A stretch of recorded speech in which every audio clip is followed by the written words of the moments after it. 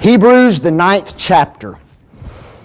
We've only got 5 chapters to go, folks, and we'll be totally finished with the book of Hebrews. Okay, now that may take us 2 or 3 years, but we'll get through it.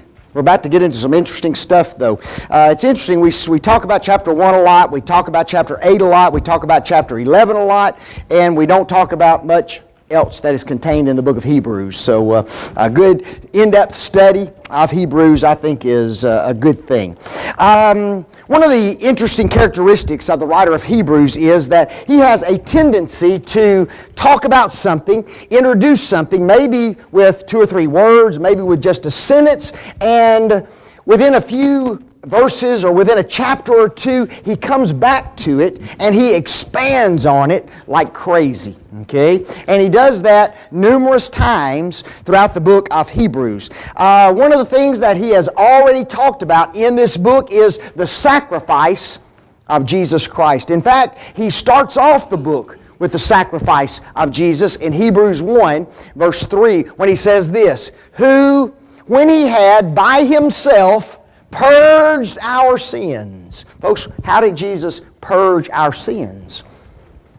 Through his sacrifice on Calvary. Okay, he purged our sins by his sacrifice. He doesn't call it a sacrifice in the verse, but that's what he's talking about, the sacrifice of Jesus. Another thing that he talks about, go back to Hebrews 8, verse 2, and somebody just read that passage. Hebrews 8, verse 2.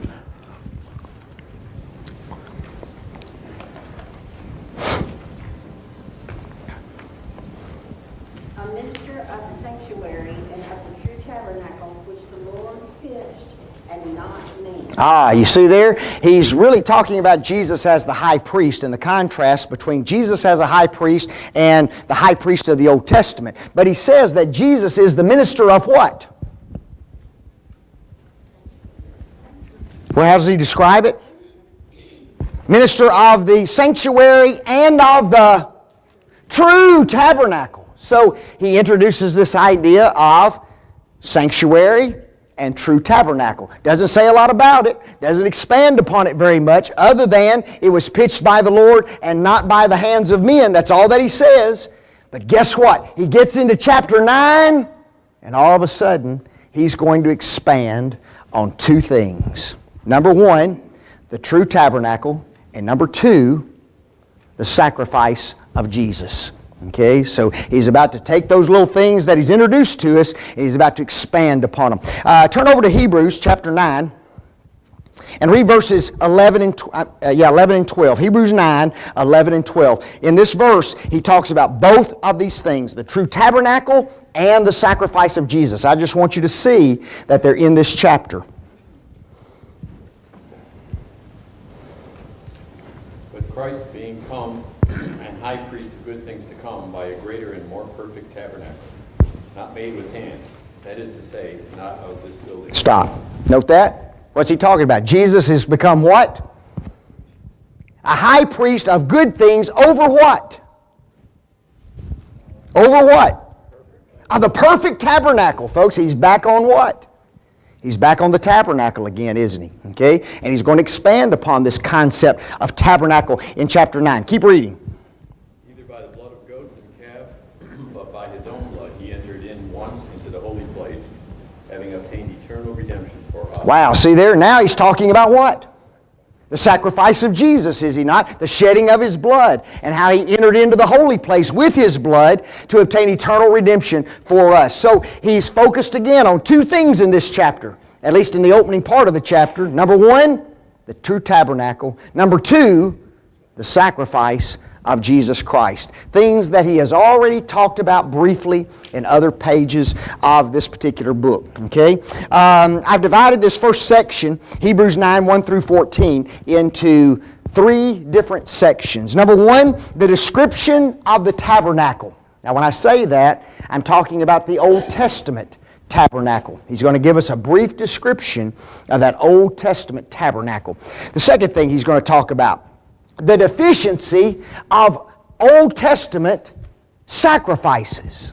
Okay? Guys, there was a deficiency there. There was something those sacrifices could not do even though they were being done on a regular basis. In fact, they were still being done at the time that this book is being written. Okay? And then thirdly, he's going to talk about the dominance of Jesus' sacrifice. Okay, and that'll be in the last 3 verses there. 4 verses, 11, 12, 13, and 14. Tonight we're only going to look at one section. Okay, and most of us, we are somewhat familiar with what we're going to be talking about. Okay, but it takes up the first 5 verses of Hebrews 9. If I cover 5 verses in one lesson, this kid is moving, man. Okay, so we're about to make some tracks in Hebrews. 5 verses. We're going to set some records tonight. Okay, notice that he begins with a description of the Old Testament tabernacle. The first thing that he tells us is that Old Testament tabernacle was authorized by who? It was authorized by God. Okay? Then verily, the first covenant had also ordinances of divine service and a worldly sanctuary. Wow. There's 3 things that we learn from that one verse about this authorization by God, okay, with regard to this tabernacle. Number 1, it was established upon ordinances. Okay, notice what he says. For verily the first covenant had also ordinances. Okay? You look up that little word ordinances and it means this, an equitable deed, a statute. Established and ordained by what? By law. Vine says the precepts of law. All that it demands is right. Folks, the Old Testament was not optional for the Jew. Okay? It was a law given to the Jews by whom? By God. Okay?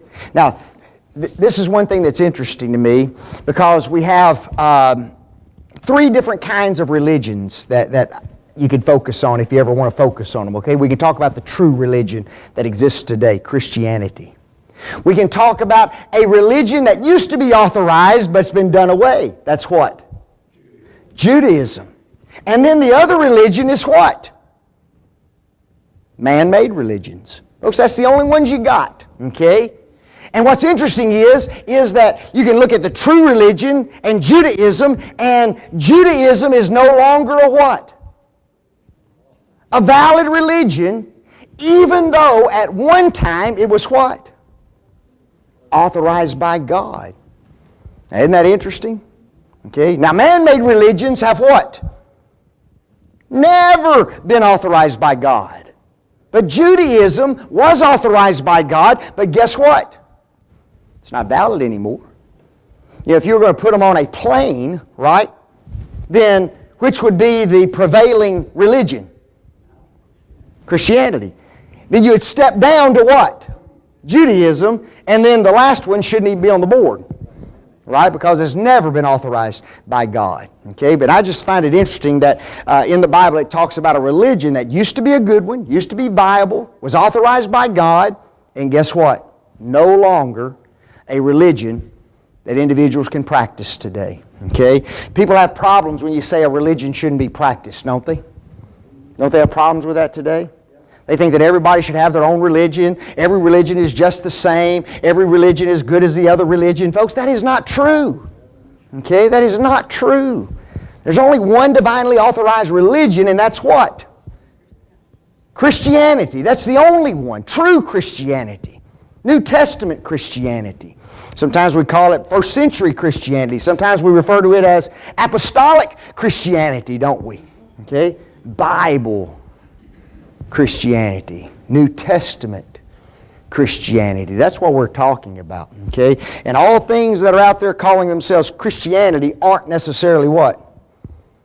True Christianity are they? And we have to make the distinction. But here he's talking about this tabernacle and all the services that have to go with it. It is divinely authorized by who? By God, or at least it was. Notice secondly, this law empowered divine service.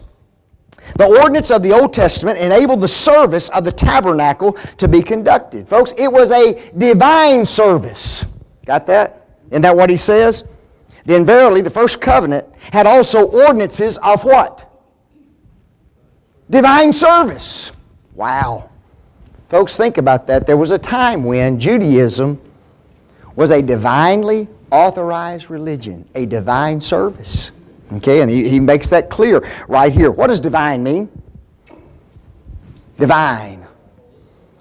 Holy, somebody said holy, of God. Okay, of God is probably a good summary definition of it. Okay, a ministration of God, sacred rites according to the requirements of Levitical law, which was given by who? Which was given by God. Folks, God was the author of everything found in the Old Testament. Okay? The writer's not denying that. The writer is not saying that was never the truth. He understood that, yes, there was a time when what? Judaism was a valid, God-given religion. He admits that. Has no problem with that, and we shouldn't either. There was a time for that. This was a very important service. Why? Because it was authorized by God. Folks, anything God authorizes is what? Important, isn't it? Okay? If God set it up, if God established it, then it's important. And so he doesn't deny the importance of the Old Testament. Notice thirdly, he says that it entitled a worldly sanctuary. You see, those ordinances that God gave entitled a worldly tabernacle to exist. Does he call it a worldly sanctuary or a worldly tabernacle? Is that what the Bible calls it? Yeah. Worldly tabernacle. Got a question for you. What does he mean when he says a worldly tabernacle? It was authorized by God. It's referred to as being divine. So why does he call it a worldly tabernacle? Okay. It's physical. In fact, there's three things. You ready? Number one, it was made of earthly material, wasn't it? Number two, it was constructed by earthly hands. The hands of who? Men built that tabernacle. And it rested upon earth. An earthly what? An earthly tabernacle. Okay? Not that it is not important, not that it is worldly, not that it is carnal. It's just made of earthly things, by earthly people, and put on where? And put on earth. An earthly tabernacle.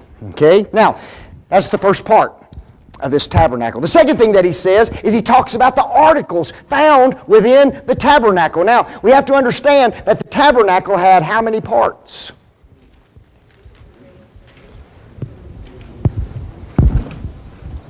How many sections was the tabernacle divided into? Dos. Okay, the tabernacle itself was divided into two sections, and that's what he's going to talk about in this next part, okay? I want you to note something, okay? Notice how he begins there in verse 2. For there was a tabernacle made. Okay? Then he says what? The first. He's talking about the first section within the tabernacle. Okay? If you were to walk into the tabernacle, you'd see one section, you'd see a divider, and then you'd go into what? The next section, wouldn't you? So he's talking about now the first section. Whereupon was the candlestick, and the table, and the showbread, which is the sanctuary. Now, look at my note there. His intent is not to describe the tabernacle in every detail. Got that? See, I'm heading off some stuff right at the front. Okay, because you're going to raise your hand. There's some smart people in here. You're going to raise your hands. And you go, well, Vic, he didn't include something. I already know that. Okay? I'm cutting that off right at the first. Okay? He is not including everything in his discussion. Okay? It'd take another book to do that, wouldn't it? Okay? So he's not including everything. Look what Barnes has to say there. His object seems to be not for information, for it could not be supposed that they to whom he was writing were ignorant on this point. Folks, they were Hebrew what? Who was he writing to? Hebrew Christians. And let me tell you something. They did a good job educating themselves in the law. Let me ask you something. Do you think Jews knew that the tabernacle was divided into two sections? Think they knew that? Yeah, you didn't have to tell a Jew that. Jew go, oh, here he goes, Mr. Elementary Teacher, you know. Do you think the Jews knew what was in the first section? Do you think they knew what was in the second section? I bet they knew that. And so here he is talking to Jews about what's in the first section and about what's in the second section. Why is he doing that? It's not to educate them. That's what Barnes is saying. It's not to educate them. Notice what he goes on to say. But partly to show that it could not be said that he spoke of that of which he had no information, or that he undervalued it. Got that? Okay? He's wanting these individuals to understand, hey, I'm knowledgeable about what? The tabernacle. Are there some people who talk about things they don't know anything about? Nobody? Okay, yeah. Folks, there's a lot of time, for me, I know things that I'm stupid about. Okay, I just know that. And when it comes time for that information to be revealed and I don't know it, ask Kathleen. Guess what I'll say? I don't know. And she'll get mad.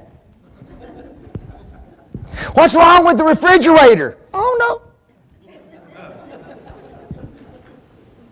I barely know what a refrigerator is. Okay?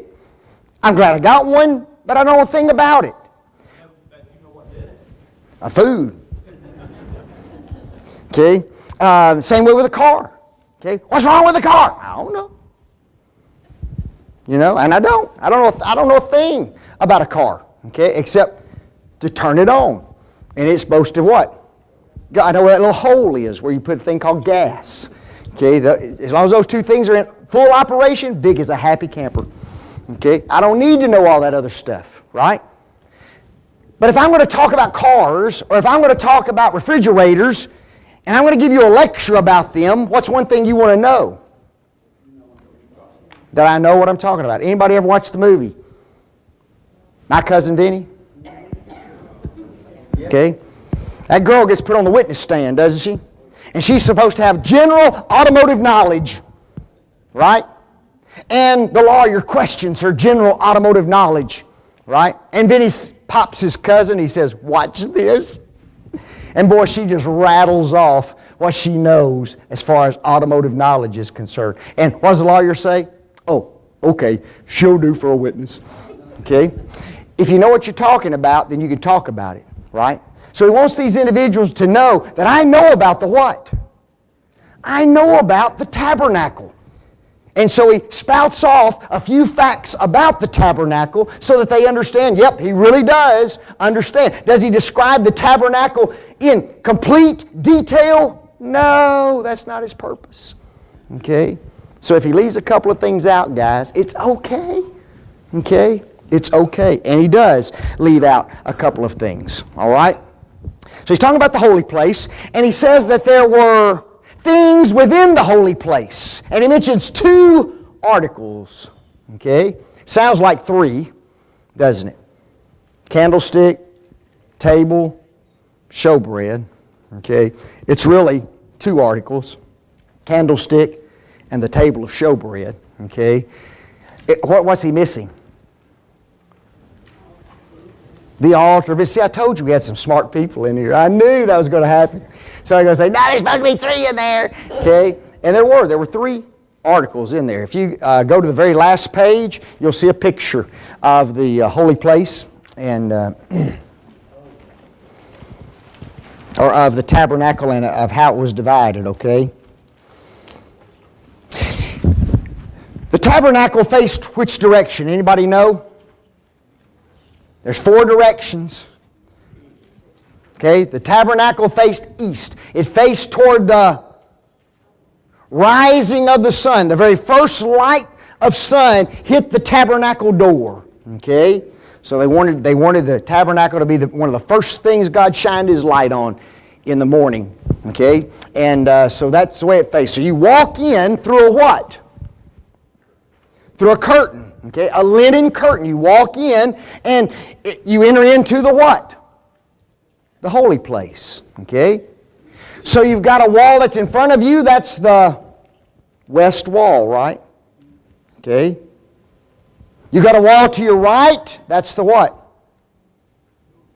North wall. You got a wall to your left. That's the south wall. Okay? You walk in. The first thing you see is what He doesn't tell us anything about. The altar of incense. Okay? On which wall is the candlestick? South wall. That would have been to your what? To your left. The table of showbread is on the north wall, so it's on your right. Okay, so you walk in, left is candlestick, in front of you is the altar of incense, on the right, table of showbread. Okay? Table of showbread. So that gives you some indication. The candlestick is described for you in Exodus 35, 31 through 37. It was the only light in the entirety of the tabernacle. Isn't that something? Okay. It came up and it had different places for oil to be put that could be lit. Okay? But it was the only light. So it'd be fairly what in there? Fairly dark, wouldn't it? Okay? But it's the only light. Let me ask you something. If you're in a cave all by yourself, no light, and you have a candle, is that a lot of light? Let me tell you something. Don't believe it? Go do it. Okay? I just hope you find your way out. Take a flashlight. Okay? We used to go into caves and we would bring, those lights that you crack and pop open and they shine. I forget what, safety things, whatever they're called. It's amazing when you're in a dark place how much light just one stick can give out. Okay? So this is a dark place, but there's a candlestick and it lights that whole place. Okay? It was never, ever, ever permitted to go out. Guess what happened when Jerusalem was ransacked by Nebuchadnezzar? The candlestick went out. The temple was destroyed, was it not? Okay, everything, all the stuff that was in there moved out. Okay? Wow. You're talking about something devastating, folks. It's pretty devastating, especially when you think about the light that wasn't supposed to go out goes out. Okay? I want you to look at this next statement, and this was put in there for a reason. Okay? The candlestick was made of a talent of gold. Okay? A talent of gold was 1,536 ounces of gold as a bunch. You know that? As a bunch. Okay? Now, if you multiply that times current market price, okay, which current market price today is $1,517 an ounce. Look how much that candlestick cost.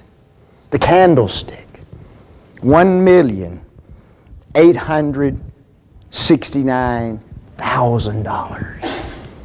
One candlestick. Guys, now I'm telling you, this candlestick weighed a bunch. You just didn't go up there and just jerk it up like we do our little candlesticks at home and throw them in a drawer. Okay? Now we may get some indication as to why there were numerous Levites involved in the service of the tabernacle. Okay? Just to pick that thing up would have taken a couple of men. Okay? Extremely heavy light and a very valuable light. The reason that he points to the value is because he wants you individuals to understand, oh yes, the tabernacle was what? It was valuable. It was costly. But guess what? Pales in comparison to what? The true tabernacle. Now guys, guess what we got? Guess what we got?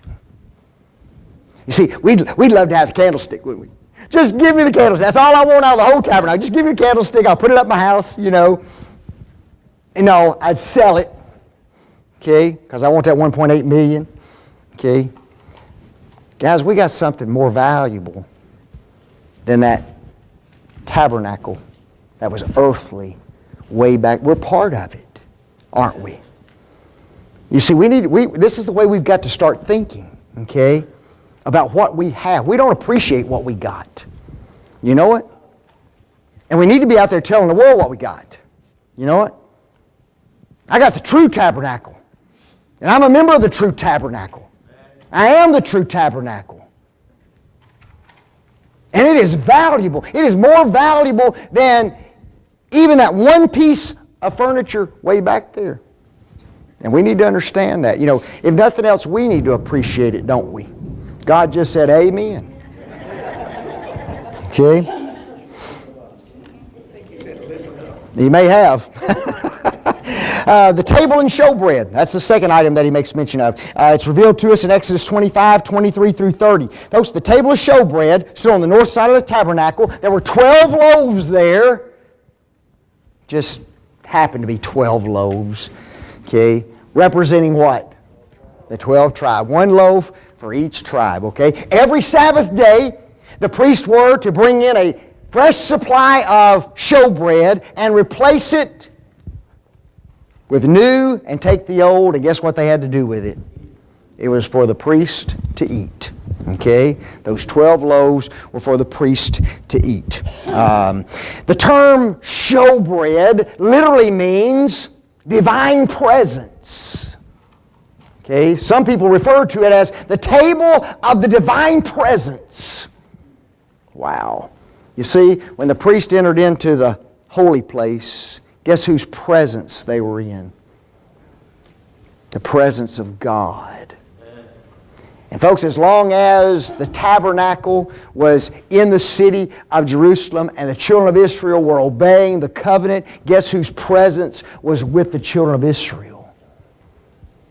God. And it reminded them of God's presence in Israel. They ministered in the presence of God. God's presence was there with the children of Israel, and they were reminded of that by the table of the presence. Okay? The table of divine presence. God was there. So those are the two articles that he mentions. He does not mention the what? The altar of incense. He doesn't mention that. Okay? It's okay. Okay? He just letting the folks know, I know what was in there. And now where does he move? He moves into the most holy place. Okay? Notice what he says. And after the second veil, got that? After the second veil. Where's the first veil? First veil was the door entrance. Okay? Guys, it's made of linen. Okay? And it's described there in, let's see, right there in Exodus 36, verse 37. We won't read that, all right? But it was described there. And only the priests, and I'll get into the verse, only the priests were allowed to go in, all right? No other individuals. Who are allowed in the church today? Who are allowed into the holy place today? Only priests. Okay? Guys, if you're not a priest of God, guess what? You ain't in the holy place. Okay? You're outside the holy place. Remember we talked about being without? Okay? Only people who could go into the holy place were priests, Levites. They were the only ones who were allowed therein. Guess what? The only ones allowed into the holy place, the church today, are who? Priests. Are we priests? Yeah. The Bible tells us we're priests. Okay? And we're able to go in where? Into the presence of God. Nobody else is.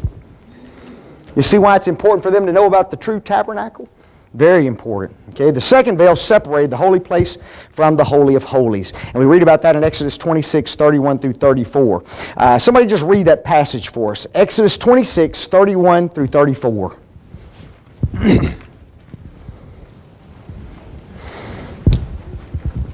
First word is and. Thou. Shout. They need to teach some people English. Okay. According to the fashion thereof, which was showed thee in the mount. Okay. Thou shalt make a veil of blue and purple and scarlet, and fine twined linen of cunning work. With cherubims shall it be made. And thou shalt hang it upon the 4 pillars of shittim wood, overlaid with gold. Their hooks shall be of gold on the 4 sockets of silver.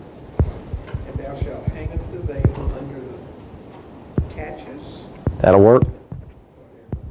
And how that thou mayest bring in thither within the veil the ark of the testament. And the veil shall divide unto you between the holy place and the most holy. One more. And thou shalt put the mercy seat upon the ark of the testimony in the most holy place. Wow. Okay. Now, guys, we've left the holy place. You know, it's nice to be in the holy place, isn't it? And now we get to go in where?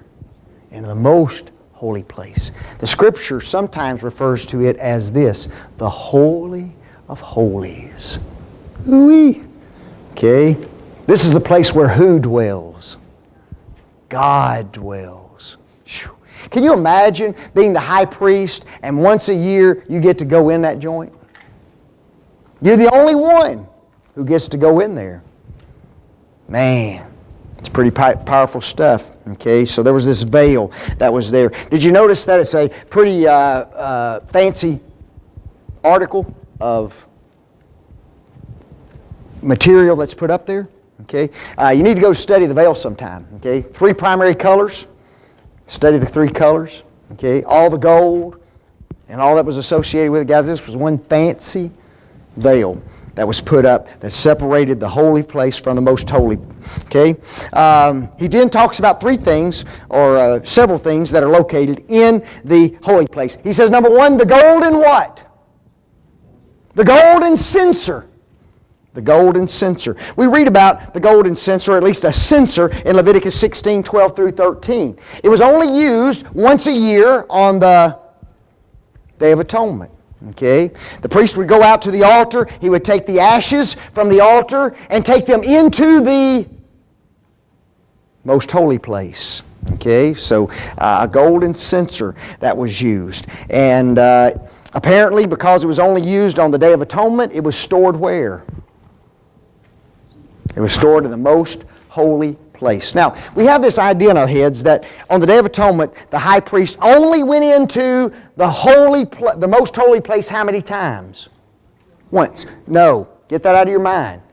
He only went into the holy place on one day a year, but guys, he probably went in 5 to 8 times in the course of that day doing what needed to be done in the holy place. Okay, because one of the things you'd have to do, you'd have to go get the what? Have to go get the censer. You know, it's stored where? In the holy place. Okay. Now I've got a note down there, and you can do some study on this. Okay. Some believe that he has reference to the altar of incense here. Okay. Now notice what they say, and the reason why they say that.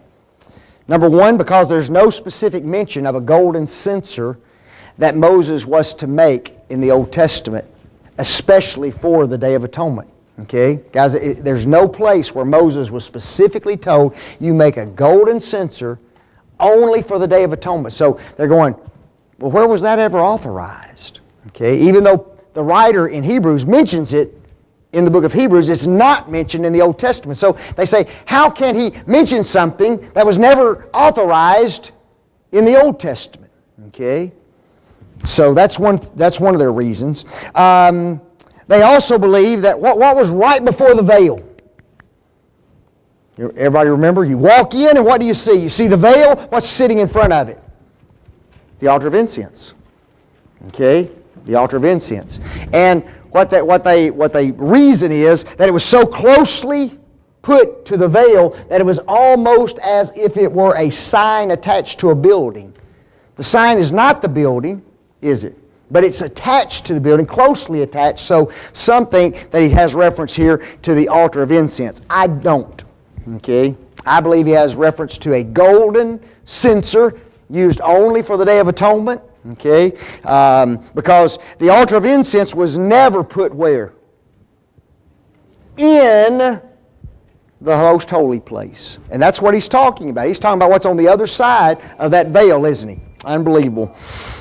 And the altar of incense was gold, solid gold. Yes. It would have been. Well, no. The altar was wood overlaid with gold. So, yeah, it's a different piece of furniture to me. Okay, a different piece of material. The Ark of the Covenant, that's the second thing that he mentions, the Ark of the Covenant. It was overlaid with gold. It was made of a box of shittim wood, Exodus 25, 10 through 16. It was referred to as the Ark of the Covenant or the Ark of the Testimony. Okay, the Ark of the Covenant or the Ark of the Testimony. Three things were inside the Ark. Number one, tables of stone, showing that God had made a covenant with His people and reminding them of that. That's why it's called the Ark of the Covenant. Okay. The second thing that was in there is the Aaron's rod that budded. The people of Israel rebelled against God-ordained authority, didn't they? And God rose up and proved to them that Aaron was the only authority and not others of the tribe of Israel. Folks, you better respect God-ordained authority. You know that? You better respect it. And so they placed that rod in there to remind them of the rebellion and who God said is in authority. Okay? And what's the third thing? Yeah, a pot of manna, an omer of manna was put there in. Usually, guys, if you leave bread out too long, what happens to it? It ruins, doesn't it? In fact, the manna in the wilderness, it disappeared every day, didn't it? And if you picked up enough for the next day, what happened to it? It ruined, didn't it? In one day, it ruined. Now we got a pot of manna in there, and it never ruins. Okay? To remind the children of Israel of God's presence and provisions in the wilderness. Okay? So three things in the ark. Yes, ma'am? Is this a table of stones with the Ten Commandments? Yes. Yes. That was made for Moses. Yep. And they represent It is the actuals, the second pair. He busted the first ones. Second pair, yes. That tables of stone were in there. Notice the next thing that he makes mention of. He says that the cherubim of glory shadowing the mercy seat. He talks about that. We read about those cherubim in Exodus chapter 25, 18 through 22. Folks, the angels faced one another. Okay? And both of their wings were pointed this way as they faced one another, covering the entirety of what? The entirety of the mercy seat. Okay? The entirety of the mercy seat. Representing the angelic beings who are where? Yeah, in the presence of the Almighty God, folks. Okay? And so we have, he makes mention of that. Notice the last words that he makes mention of. The writer concludes with the words, of which we cannot now speak particularly. Okay? What did I tell you at the first? He never intended to give you a detailed description of the tabernacle. Okay? He said, oh, I'd love to. You know, I just can't do it right now. I cannot speak about all the particulars. Guys, I'd have to have an encyclopedia to explain it all to you. Okay? He said, I can't do that because, see, guys, he has another purpose in mind. He's not concerned about the what? He's not concerned about the earthly tabernacle. He's concerned about the what? The heavenly tabernacle and what it all means. So he's going to start talking more about that in the next section. All right? Questions, comments? This is good stuff. No questions? Perfectly taught. See there? Yes, sir.